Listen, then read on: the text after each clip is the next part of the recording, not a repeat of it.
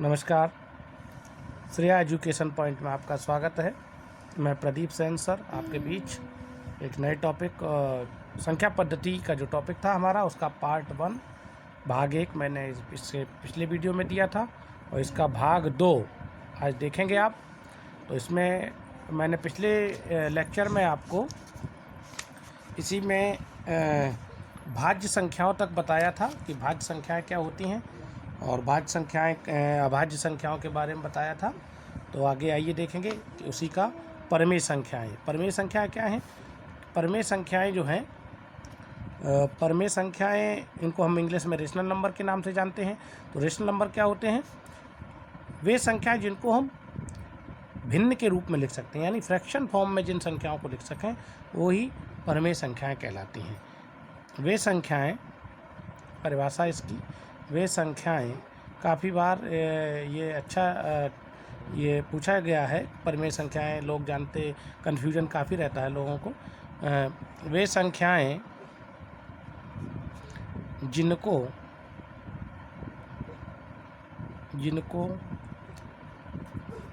P upon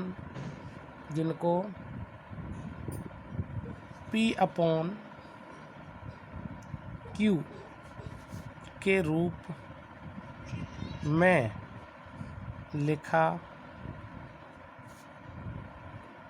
जा सकता है। वे संख्या जिनको P अपॉन Q के रूप में लिखा जा सकता है जहाँ Q इज़ नॉट इक्वल, यानी जो Q है यानी जो हर है, ये ऊपर अंश है, ये हर है, न्यूमरेटर एंड डेनोमिनेटर, यानी जो डेनोमिनेटर है यानी हर है वो 0 के इक्वल नहीं होगा कभी भी। जहाँ Q is not equal to 0, Q जो है वो 0 के बराबर नहीं हो सकता। हर अंश हो सकता है 0 के बराबर, P की वैल्यू 0 हो सकती है लेकिन Q की वैल्यू 0 नहीं। वे संख्या जिनको P अपॉन Q के रूप में लिखा जा सकता है जहाँ P upon Q is not equal to 0 परमेय संख्याएं कहलाती हैं। परमेय संख्याएं कहलाती हैं।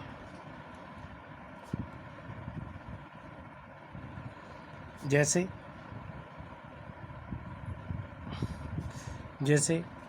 तो इसमें ज़रूरी नहीं है कि P अपॉन Q ही दिखेगा, कभी वो डेसिमल में लिख देगा।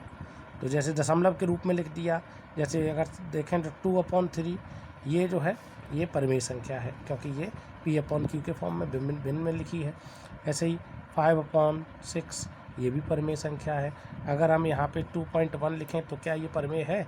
तो ये भी परमेय है। क्यों? क्योंकि इसका दशमलव हटाएंगे तो वैसे ही नीचे 10 आएगा यानी 10 आएगा, तो वो P अपॉन Q की फॉर्म में आ गई।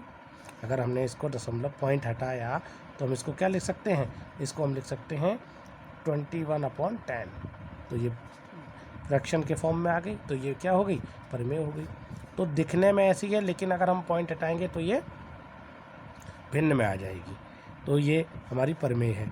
क्या आपसे कहें 1 परमेय है तो 1 भी परमेय है। क्यों? क्योंकि इसका हर तो कोई भी हो सकता है 1, तो ये भी हो गई। अगर आपसे कहें 3 तो 3 परमेय है क्योंकि ये भी एक P अपॉन Q के फॉर्म में लिखी जा सकती है क्योंकि 1 तो किसी का भी हर हो सकता है, तो ये हो गई। अगर आपसे कहें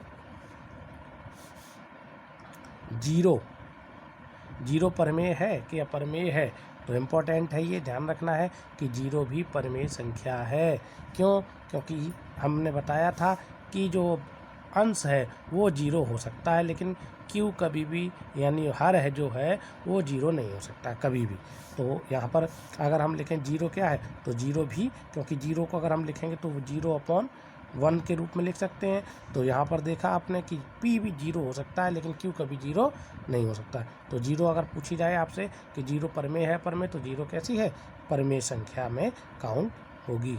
अगर आपसे कहा जाए अंडर रूट की जो वैल्यू है वो, तो अंडर रूट में वे संख्याएं जो पूर्णतः जिनका जैसे स्क्वायर रूट में लिखी है, वर्गमूल के रूप में लिखी है ये, तो जिसका वर्गमूल निकाला जा सके, कंप्लीट वर्गमूल निकल आए, तो वो क्या है? ऐसी संख्याएं जो इस वर्ग के रूप में लिखी हैं, रूट के अंदर वर्ग के रूप में है, तो अगर वो उनको अगर हम देखेंगे √4 क्या है, तो √4 जो है वो परमेय संख्या है। क्यों? क्योंकि इसका √ क्या होगा, √4 की वैल्यू होगी 2, तो ये कंप्लीट बाहर निकल के आ गई। अगर कहें 27 क्यूब रूट में है तो क्या ये परमेय है, तो ये भी परमेय होगी, क्योंकि ये इसका क्यूब रूट 27 किसका होता है, 3 का। तो ये ध्यान रखना है।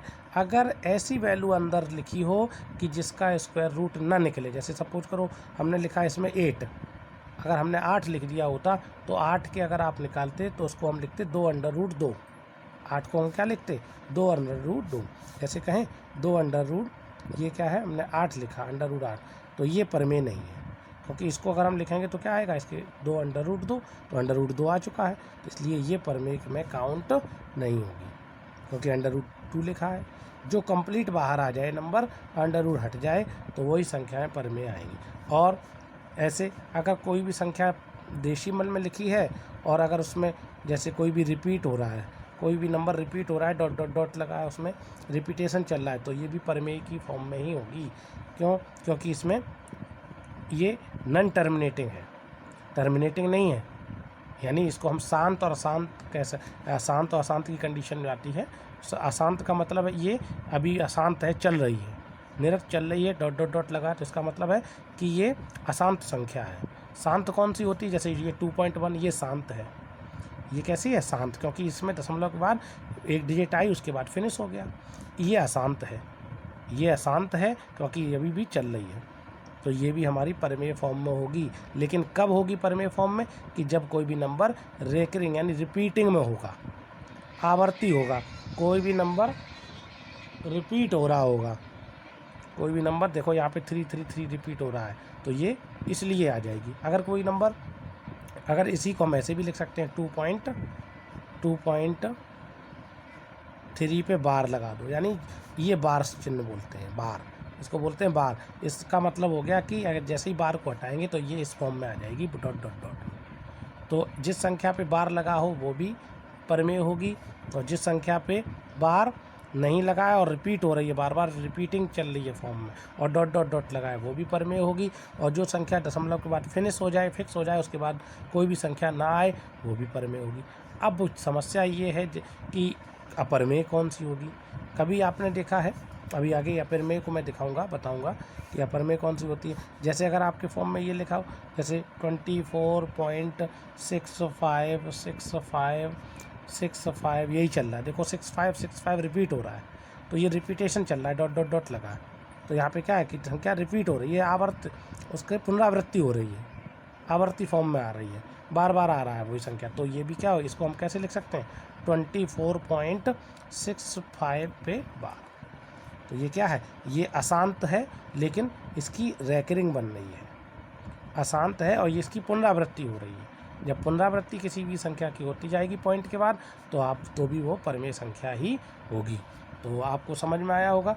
आगे चलें, अब देखते हैं अपरमेय संख्याओं में क्या होगा। अपरमेय संख्या, इनको हम इर्रेशनल नंबर कहते हैं, इर्रेशनल नंबर। इरेशनल नंबर क्या होते हैं, रेशनल में तो क्लियर हो गया, परमेय क्लियर हो गई। परमेय यानी परमेय को हम कह सकते हैं कि इसमें नेचुरल नंबर भी आ जाएंगे, होल नंबर भी आ जाएंगे, भाज्य अभाज्य सारी संख्याएं परमेय संख्याओं के अंतर्गत आ जाएंगी। भाज्य अभाज्य परमेय अपरमेय प्राकृत सम विषम ये सभी संख्याएं परमेय संख्याओं के अंतर्गत आ जाएंगी।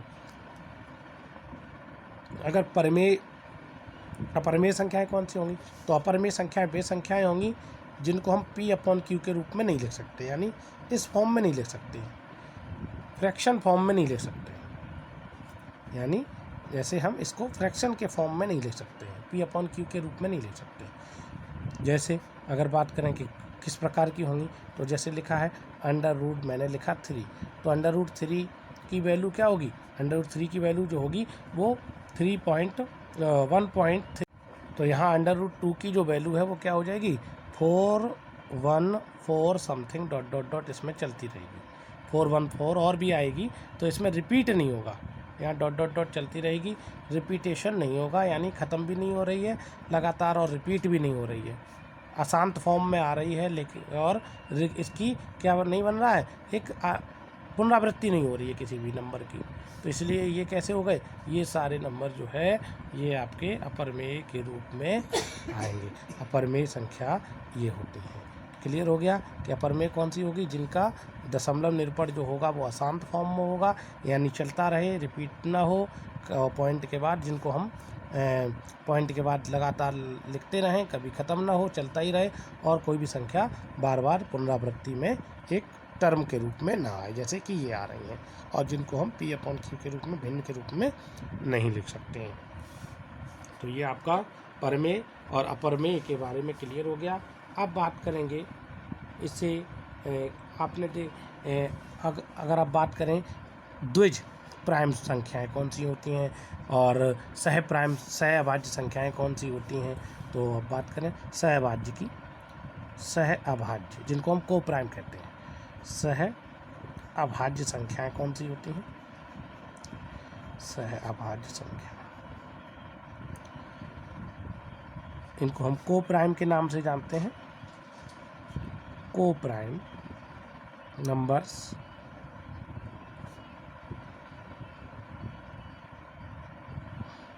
तो को प्राइम नंबर्स कौन से होते हैं, तो लोगों को ये जो काफ़ी जो स्टूडेंट हैं उनको ये दिक्कत आती है कि को प्राइम में शायद प्राइम नंबर ही आते हैं, तो ऐसा नहीं है। को प्राइम संख्याएं वे संख्याएं होती हैं, ऐसी प्राकृत संख्याएं जिनका मासा पा 1 हो, वे प्राकृत संख्याएं, वे प्राकृत या नेचुरल नंबर, वे प्राकृत संख्याएं जिनका मासा, वे प्राकृत संख्याएं जिनका मासा 1 हो, वे प्राकृत संख्याएं जिनका मासा 1 हो, सह अभाज्य संख्याएं कहलाती हैं। सह अभाज्य संख्याएं कहलाती हैं। ये छोटा सा टॉपिक है संख्या पद्धति की, ये मेन इम्पोर्टेंट आपके जो फॉर्म्स हैं जैसे सह अभाज्य, अपरमेय, तो ये आपकी एग्ज़ाम की दृष्टि से काफ़ी महत्वपूर्ण हैं। जो आपके छोटे एग्ज़ाम हैं जैसे लेखपाल एग्ज़ाम है या रेलवे का है या आपका स्टेट सीटेट और टीचर्स रिक्रूटमेंट अध्यापक भर्ती परीक्षा है, उसमें ये इनके आने के काफ़ी चांस हैं। तो सहअभाज्य संख्याएं जैसे अगर हम करें जो लगातार वाली संख्याएं होती हैं वो भी जो मैंने फिर बताया यहाँ प्राकृत संख्याएं हैं। अभाज्य का लिखा जरूर है यहाँ अभाज्य, लेकिन ज़रूरी नहीं है ये कि भाज्य इसमें अभाज्य हों, ऐसा नहीं है। जैसे अगर हमने लिखा है 2 और हमने 2 लिखा 5 लिखा है, तो 2 और 5 यहाँ पे क्या है, तो अभाज्य और प्राकृत भी हैं, तो ये नहीं कह सकते। इनका अगर मासा निकालेंगे तो क्या आएगा, 2 और 5 कैसी हैं, सहअभाज्य संख्या है, इनका मासा जो है वो 1 आएगा। अगर हम कहें 4 और 5, तो ये तो 4 तो यहाँ पर नहीं है अभाज्य, यहाँ जरूर 2 और 5 अभाज्य थी, लेकिन यहाँ नहीं है। देखो 4 कैसी है, 4 अभाज्य नहीं है, भाज्य संख्या है, और 5 अभाज्य है, तो ये भी क्या होगा, को प्राइम है। ठीक है। अगर हम कहें 6 7, तो यहाँ देखा है 6 कैसी है, भाज्य है, 7 अभाज्य है। अगर हम लिखें 9 10, तो इसमें तो कोई भी, यहाँ तो 1 भी नहीं है, ना तो ये 9 भी अभाज्य नहीं है, 10 भी अभाज्य नहीं है, लेकिन इनका जो मासा आएगा वो कैसा आएगा, 1 आएगा। तो ये कैसी हैं, ये नेचुरल नंबर हैं। तो इनका आपने देख लिया कि ये ज़रूरी नहीं है कि अभाज्य ही हों, बस आपको देखना है कि वैसी संख्या जिनका मासा 1 हो। तो जो कंटिन्यू संख्या होंगी जाहिर सी बात है कि उनका मासा 1 ही आएगा। तो ये अभाज्य से ये आपको क्लियर हो गई, सहअभाज्य संख्याएं आपकी क्लियर हो गई। अब आप देखेंगे जुड़वां अभाज्य संख्याएं जिनको हम ट्विन प्राइम कहते हैं, जुड़वां अभाज्य, जुड़वां, ये भी काफ़ी इम्पोर्टेंट है। जुड़वां बिल्कुल जीरो बेसिक चीज़ें हैं। जुड़वां अभाज्य संख्याएं ट्विन प्राइम कहते हैं, अभाज्य संख्याएं। आज ये आपका संख्याओं वाला फिनिश हो जाएगा। उसके बाद इससे जो भी इसके टॉपिक हैं, इस प्रकार के प्रश्न संख्या पद्धति से बनते हैं, कई टाइप हैं, वो कराऊंगा मैं। जुड़वां अभाज्य संख्या जिनको हम कहते हैं twin prime, twin prime numbers. Twin prime numbers क्या होते हैं? तो ट्विन प्राइम नंबर, यह ध्यान रखना है, जुड़वां अभाज्य क्या हो, अभाज्य, इसमें तो अभाज्य की ज़रूरत है कि वे अभाज्य संख्याएं, वे अभाज्य संख्याएं, वे अभाज्य संख्याएं, यहाँ पे प्राकृत था, यहाँ पे अभाज्य है। वे अभाज्य संख्याएं जिनका अंतर, ध्यान से समझना है, जिनका अंतर 2 हो, यानी जिनको आपस में घटाएं और उनको घटाने पर 2 आए। वे अभाज्य संख्याएं जिनका अंतर क्या हो, 2 हो, वे अभाज्य संख्याएं जिनका अंतर 2 हो से जुड़वां अभाज्य संख्याएं कहलाती हैं। जुड़वां 2 हो, 2 ध्यान रखना है, 2 हो जुड़वां अभाज्य संख्याएं,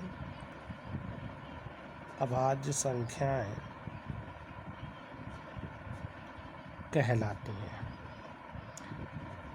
क्लियर हो गया होगा? जैसे अगर उदाहरण देखें, कैसी संख्याएं, कोई भी 2 संख्याएं, जैसे मैंने लिया 2 और 5 लिया, तो ये भी अभाज्य है, ये भी अभाज्य, 2 भी यहाँ अभाज्य है, 5 भी अभाज्य है, तो 2 और 5 दोनों अभाज्य हैं। तो इनका अगर अंतर निकालेंगे, तो अंतर क्या आएगा? इनका अंतर इसमें 3 ले लीजिए, क्योंकि 2 और 5 का तो 3 आएगा। तो यहाँ पर 5 और 3 का अंतर क्या आया है? इनका अंतर आया है 2। इनका अगर अंतर देखें, 5 में से आप 3 को घटाएंगे तो अंतर क्या आएगा? इन दोनों का जो अंतर आया है, 5 में से 3 को माइनस किया तो 2 आया। तो ऐसी अभाज्य संख्याएं कि जिनका अंतर क्या है, 2, लेकिन अभाज्य ही होनी चाहिए। इसी प्रकार अगर आप देखेंगे 11 और 13 भी क्या है? ये भी जुड़वां अभाज्य हैं, क्योंकि 13 भी अभाज्य है, 11 भी अभाज्य है। तो 13 और 11, इनका भी अंतर क्या आएगा? इनका भी अंतर क्या आएगा? इनका भी अंतर 2 आएगा। 13 में से 11 को माइनस करिए और दोनों अभाज्य हैं। ऐसे ही आप ले लें 17 और 19 को ले लीजिए, 17 भी अभाज्य है, 19 भी अभाज्य है। तो 17 और 19 को लिया तो ये भी अभाज्य निकल के आ गई। तो इनका भी अंतर क्या आ रहा है? इनका भी अंतर क्या है? इनका भी अंतर 2 है।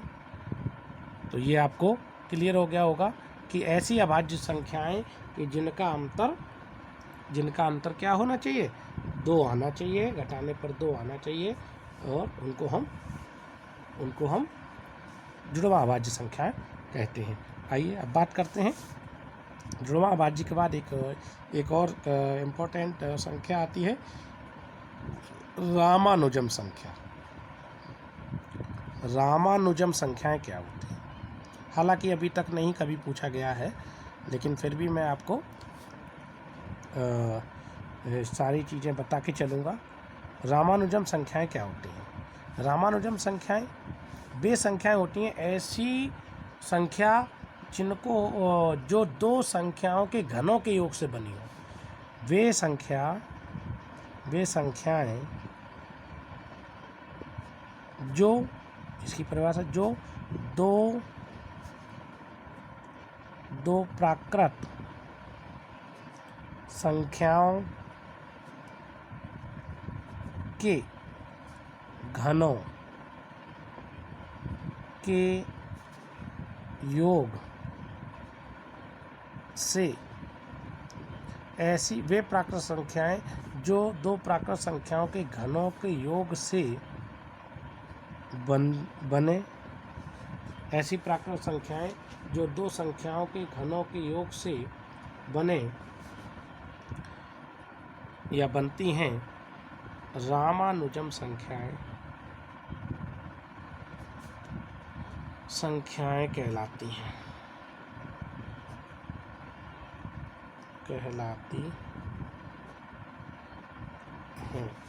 तो इसका उदाहरण देखेंगे कि रामानुजम में कौन सी आएगी। तो रामानुजम संख्या जो है, जैसे मैंने लिखा है 1729 की अगर मैं बात करूं, 1729 संख्या जो है ऐसी संख्या है, ये नहीं कभी पूछी जाती, फिर भी कोशिश आपको बेटर देने की है कि कभी अगर आएगी तो आप कर सकेंगे। जैसे 1729 जो है वो रामानुजम संख्या है। अब मैंने इसमें क्या बताया कि ऐसी संख्याएं जिनको दो घन संख्याओं के योग के रूप में लिखा जा सके। जैसे 1729 है, ये क्या है, रामानुजम है। जैसे अगर हम बात करें 1729 के, अगर हम देखें तो 1729 कैसे बनी है। अगर आप देखेंगे कि 10 का घन कर दीजिए, घन का मतलब क्यूब, 10 का घन प्लस 9 का घन करिए आप, तो इनका जब घन करेंगे तो 10 का घन होगा 1000 और 9 का घन होगा 729। 10 का घन 1000 होगा और 9 का घन होगा 729। तो देखो इनका योग किया तो क्या आया। इसी प्रकार से अगर हम देखें इसी में ही 12 का करिए, तो 12 का घन और प्लस 1 का घन ले लीजिए, तो 12 का जब करोगे तो 1728 आएगा, और 1 का घन ले लीजिए तो 1200 का अगर क्यूब करोगे तो 1200 का जो क्यूब आएगा वो आएगा आपका 1728 आएगा, और 1 जोड़ दीजिए। तो ये कैसी हो गई कि ये दो संख्याओं के घनों के योग से बनी है, इसलिए रामानुजम संख्या है। ऐसे ही देखो ये भी क्या है, 12 का घन है, इधर 1 का घन है, तो इन दोनों का जब योग किया तो ये 1729 क्या बन गई, ये आपकी दो संख्याओं के घनों के योग से बनी है, इसलिए ये रामानुजम है। तो यहाँ पे 1700 कैसी हो गई, ये हमारी रामानुजम संख्या कहलाएगी। रामानुजम संख्या ये हमारी कैसी संख्या होगी, ये रामानुजम संख्या हो गई। तो ये आपको क्लियर हो गया होगा कि रामानुजम संख्या कौन सी होती है। आइए अब बात करते हैं, जैसे और भी अगर ले लो तो और भी हो जाएगी। अगर आप मान लीजिए 1 का क्यूब कर लीजिए और इससे जो बन जाए, 1 का क्यूब ले लो प्लस 2 का क्यूब ले लो, ये दोनों क्यूब है। अब 1 का क्यूब तो 1 ही रहेगा, 1 का क्यूब 1 और प्लस 2 का क्यूब 8 हो गया। अब दोनों को आप अगर ऐड करेंगे तो इनसे ऐड करके क्या बनी, इनसे ऐड करके आपकी बनेगी 9। तो ये 9 क्या है, 9 भी तो रामानुजम हो गई, क्योंकि क्या है, ये भी क्योंकि ये 1 का घन और 2 के घन से बनी है, तो ये भी रामानुजम कहलाएगी। तो ऐसी संख्याएं जो दो संख्याओं के घनों के योग से बनी हो, रामानुजम संख्याएं कहलाती हैं। आइए अब बात करते हैं जाति मान और निरपेक्ष मान की बात करते हैं कि निरपेक्ष मान क्या होता है। तो निरपेक्ष मान, जिसको हम इंग्लिश में एब्सोल्यूट वैल्यू कहते हैं, या संख्यात्मक मान भी इसको हम संख्यात्मक मान के नाम से जानते हैं। निरपेक्ष मान या संख्यात्मक मान भी कह सकते हैं। तो यहाँ पे निरपेक्ष मान के बारे में, निरपेक्ष मान या इसको कहते हैं संख्यात्मक मान, संख्यात्मक मान इंग्लिश में हम एब्सोल्यूट वैल्यू कहते हैं, संख्यात्मक मान या निरपेक्ष मान, इसको हम एब्सोल्यूट वैल्यू कहते हैं। तो एब्सोल्यूट वैल्यू क्या है, यानी एब्सोल्यूट वैल्यू वह वैल्यू है जिसको हम, आपने देखा होगा इस तरीके से चिन्ह लगा होता है, एक ऐसे करके एक ब्रैकेट होते हैं, उसके अंदर कोई अगर नेगेटिव संख्या लिखी हो, नेगेटिव ये चिन्ह होता है। निरपेक्ष मान का चिन्ह है, 2 ऐसे करके ये लाइन खड़ी होती हैं, इसके अंदर कोई भी अगर वैल्यू लिखी हो तो वो अगर हम उसको सॉल्व करेंगे तो वो पॉजिटिव में ही आएगी। यानी इन चिन्हों के अंदर कोई भी वैल्यू अगर है और जब चिन्ह हटाएंगे तो वो हमेशा पॉजिटिव ही आएगी, यही इसका निरपेक्ष मान कहलाता है। क्लियर। इसका चिन्ह क्या है, ये ऐसे करके 2 ब्रैकेट टाइप के होते हैं ऐसे, इनके अंदर कोई भी संख्या अगर लिखी है तो उसको जब इस ब्रैकेट को हटाएंगे तो वो हमेशा पॉजिटिव ही आएगी। किसी भी संख्या का निरपेक्ष मान क्या होता है, हमेशा धनात्मक होता है। जैसे अगर हमने लिखा है, अगर ये मान लीजिए हमने लिखा है -8 लिख दिया और ये ब्रैकेट लगा दिए, तो ये क्या है, ये निरपेक्ष मान जब इसका निकालेंगे तो क्या होगा, 8 होगा, हमेशा पॉजिटिव ही आएगा। अब अगर पॉजिटिव में ही है, सपोज कर लिए मैंने लिखा 12, तो ये तो ऑलरेडी पॉजिटिव है। 12 ऑलरेडी पॉजिटिव है, तो ये 12 ही रहेगा। तो हमेशा कहने का तात्पर्य ये है कि यहाँ पर जो भी संख्या अगर नेगेटिव है तो वो हमेशा जब ये चिन्ह हटाएंगे तो पॉजिटिव आएगी। तो यही इसका निरपेक्ष मान है। क्लियर हो गया। आगे देखें, अगर इसमें कोई भी संख्या अगर सपोज करिए ऐसे करके लिखी है, मान लीजिए 2 संख्याएं लिखी हैं, तब क्या करेंगे? तब भी आपको क्या करना है, इनको पहले सॉल्व करेंगे। ऐसे नहीं है कि ऐसे ही लिखना है, पहले इसको सॉल्व करिए। ये सॉल्व होके आएगी, 3 में से 2 को माइनस करेंगे यानी -1 आया। अब -1 का जो वैल्यू होगा यानी उसका निरपेक्ष मान होगा। अब जैसे ही ब्रैकेट हटेगा, जैसे ही ये ब्रैकेट हटेगा, तो ऐसे नहीं करना है कि यहीं पे ब्रैकेट हटा, पहले उसको सिंगल में सॉल्व करना है। जब हमारी सिंगल संख्या बन जाएगी तब उसमें देखेंगे कि वो पॉजिटिव है या नेगेटिव है। जो भी हो वो सिंबल हटाएंगे यहाँ से ये ब्रैकेट, और उसको हम पॉजिटिव फॉर्म में लिख देंगे। यानी इसकी वैल्यू क्या है, इसका निरपेक्ष मान क्या है, 1। इसी को हम एब्सोल्यूट वैल्यू कहते हैं। तो ये आपका क्लियर हो गया। अब बात करते हैं, इसी में आगे बात करेंगे हम जो आगे का आपने देखा होगा स्थानीय मान की बात करें। स्थानीय मान, प्लेस वैल्यू, स्थानीय मान जिसको हम इंग्लिश में प्लेस वैल्यू कहते हैं। प्लेस वैल्यू नाम ही है स्थानीय, प्लेस वैल्यू। तो प्लेस वैल्यू क्या है? तो प्लेस वैल्यू क्या है, जैसे भी कोई भी संख्या हमने लिखी, स्थानीय मान इंग्लिश में कहेंगे। जैसे प्लेस का मतलब स्थान, उस संख्या का स्थान क्या है, इकाई है, दहाई है, सैकड़ा है, उसी हिसाब से हम प्लेस वैल्यू को रिप्रेजेंट करते हैं। जैसे हमने लिखा, अगर हम बात करें प्लेस वैल्यू की, जैसे कोई भी क्वेश्चन है, हमने उस क्वेश्चन को हमने जैसे लिख दिया है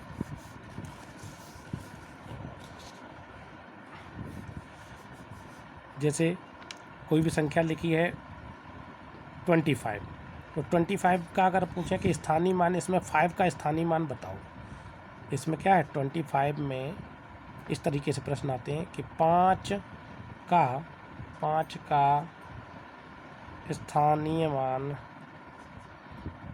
तो 5 का स्थानीय मान क्या होगा? 5 का स्थानीय मान 5 हमारा इकाई के स्थान पर रखा है, तो इकाई के स्थान पर रखा है तो 5 का स्थानीय मान 5 ही हो जाएगा, क्योंकि 5 × 1, क्योंकि इकाई के स्थान पर। अगर इसमें पूछें कि मैं 5 का पूछ लिया, अब इसी में पूछ लिया जाए आपसे 2 का, इसमें पूछा जाए 2 का स्थानीय मान पूछा जाता, 2 का स्थानीय मान 25 में 2 का स्थानीय मान, तो 2 का स्थानीय मान क्या है? 2 हमारा कहाँ पे है? इकाई और दहाई पर, दहाई के स्थान पर हमारा 2 रखा है, इसलिए क्या हो जाएगा, जब 2 हमारा दहाई के स्थान पर रखा है तो यहाँ पर 2 हमारा कहाँ पे है? दहाई के स्थान पर। तो जब दहाई के स्थान पर है तो यहाँ पर क्या हो जाएगा? इकाई दहाई, तो 2 को लिखना है, और दहाई का कब बनेगा? जब उसमें 10 का मल्टीप्लाई होगा। तो सीधा सा कहने का मतलब है उस संख्या को देखना है, जैसे 2 है तो 2 के पहले कितनी संख्या लगी है, 2 से इधर को आगे की तरफ जितनी संख्या है उतना ही 0 लिखना है। जैसे इकाई दहाई तो एक ही संख्या है तो 0 बढ़ा दीजिए, इसके पहले कोई संख्या थी नहीं तो इसलिए सिर्फ 5 आ गया। अगर यहाँ पे लिखें 123 में 1 का स्थानीय मान पूछा जाता, प्लेस वैल्यू 1 की पूछी जाती, तो क्या होता? तो 1 का स्थानीय मान क्या होता? क्योंकि 1 के पहले कितनी संख्याएं हैं? 1 2 अंक है ना, तो 2 0, 1 लगा के 2 0 लिख दीजिए, 1 का स्थानीय मान ये हो गया। अगर इसी में 2 का स्थानीय मान पूछा जाता तो 2 का स्थानीय मान क्या हो जाता? 2 के पहले कितने? 1 अंक है तो 1 0 आ जाता। अगर 3 का पूछा जाता, 3 से पहले कुछ है ही नहीं तो 3 का सिर्फ 3 ही आ जाता। ये आपका, इसी को हम संख्याओं का स्थानीय मान कहते हैं। ये आपका क्लियर हो गया होगा। स्थानीय मान, स्थानिक मान भी इसको कहते हैं, प्लेस वैल्यू कहते हैं, इसको हम लोकल वैल्यू के नाम से भी जानते हैं, लोकल वैल्यू के नाम से भी हम इसको जानते हैं। अब बात करेंगे जातीय मान क्या है या अंकीय मान। इसका एक और टाइप आता है अंकीय मान या जातीय मान। अंकीय मान क्या होता है? अंकीय, इसको इंग्लिश में कहते हैं फेस वैल्यू। एक होती है प्लेस वैल्यू, एक होती है फेस वैल्यू। फेस वैल्यू, अंकीय मान भी इसको हम कहते हैं। या फेस का नाम ही है कि फेस तो जैसा दिख रहा है वैसा ही रख दीजिए, जैसा फेस हो, जैसा फेस दिखे वैसा ही वैल्यू लिख दो। यानी अगर हम कहें वही मान उसका फेस वैल्यू होता है। जिस अंक का अंकीय मान पूछा जाए, जिस संख्या में किसी भी अंक का अंकीय मान पूछा जाए तो उसका क्या हो जाएगा? वही। जैसे अगर मैंने लिखा, अगर हमने लिखा 243 में 4 की फेस वैल्यू पूछी जाए या 4 का अंकीय मान पूछा जाए, 4 की फेस वैल्यू या 4 का अंकीय मान, 4 की फेस वैल्यू क्या हो जाएगी यहाँ पे? तो 4 की फेस वैल्यू यहाँ पे, क्योंकि फेस वही है जो सामने दिख रहा है, तो 4 की फेस वैल्यू क्या है? यानी अंकीय मान 4। अंकीय मान स्वयं वही संख्या हो जाती है और स्थानीय मान में ये देखा जाता है कि उसका स्थान क्या है, उसके हिसाब से संख्या रखी जाती है। यानी उसके पीछे उतने ही जीरो लगा दीजिए। अगर इसी में पूछता 2 का, अगर इसमें पूछता कि 2 का क्या है, 2 का अंकीय मान पूछ लेता, 2 की फेस वैल्यू, तो 2 का अंकीय मान क्या हो जाता? 2 का 2 ही हो जाता। 3 का पूछे तो 3, यानी यहाँ पे 3 का पूछ लेता, 3 का इसी संख्या में 3 का अंकीय मान, तो 3 का अंकीय मान क्या हो जाता? 3 का अंकीय मान 3 हो जाएगा। यानी अंकीय मान खुद वही संख्या हो जाती है, जबकि स्थानीय मान में आपको स्थान देखना पड़ता है कि वो इकाई के स्थान पर है तो सिर्फ संख्या लिखी जाएगी, अगर दहाई के स्थान पर है तो वो संख्या जिसकी पूछी जाए वो लिखकर एक जीरो बढ़ा दीजिए। सैकड़े के स्थान पर है तो सैकड़े में 2 जीरो, 1000 के स्थान पर है तो 1000 के बाद इस तरीके से आपको 3 जीरो चलेंगे।